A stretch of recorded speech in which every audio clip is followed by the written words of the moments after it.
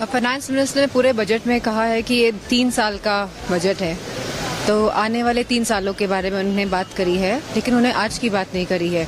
मेरा मानना है कि ये चुनावी बजट है और पूरी तरह चुनावी है। मिडिल क्लास को थोड़ी रियायत दी गई है, लेकिन जिस तरह महंगाई बढ़ रही है, जिस तरह पेट्रोल के दाम बढ़ रहे हैं और हर सेक्शन और हर स्टेप में महंगाई जहाँ बढ़ रही है, तो फाइनेंस मिनिस्टर ने किसानों का बिल्कुल ध्यान नहीं रखा है। जहां एमआरपी की बात होनी चाहिए थी, मिनिमम सपोर्ट प्राइस जो किसान मांग कर रहे हैं लगातार, इस बारे में कुछ नहीं कहा गया है।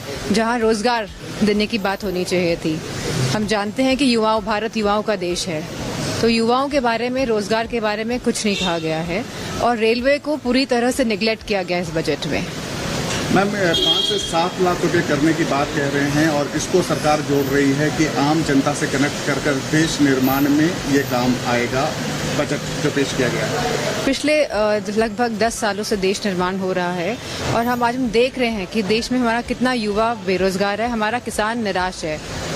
भारत जो हमारा देश है, यहाँ आधी से ज़्यादा जनसंख्या गांव में बसती है, तो गांव को लेके कुछ खास नहीं किया गया इस बजट में। लोगों को बहुत उम्मीद थी, ये बहुत ही निराशाजनक बजट है। इस बजट से लोगों को क्या उम्मीदें थी?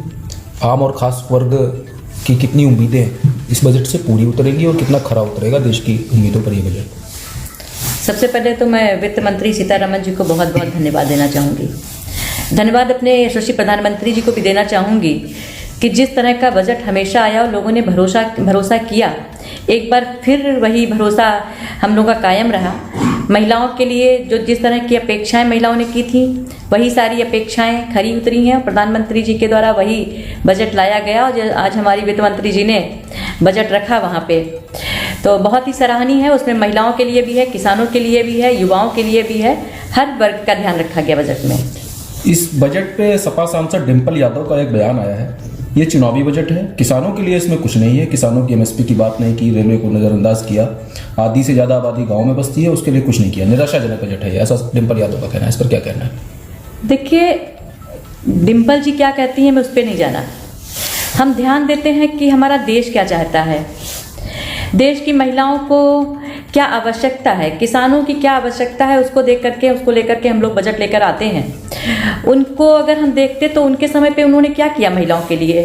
उन्होंने तो गरीब लोगों को लूटने का काम किया, महिलाओं को ठगने का काम किया, किसी के हित में उन्होंने कभी कुछ नहीं किया। तो वो जानते ही नहीं है कि देश की महिलाओं की क्या अपेक्षा है, किसानों के लिए क्या करना चाहिए। आज हम लोग वही बजट आया है जिसकी आवश्यकता थी, महिलाओं के हित के लिए है, महिलाओं के सर्वांगीण विकास के लिए है, देश के विकास के लिए है, किसानों के उत्थान के लिए है, हर वर्ग का ध्यान रखने वाला बजट आया है।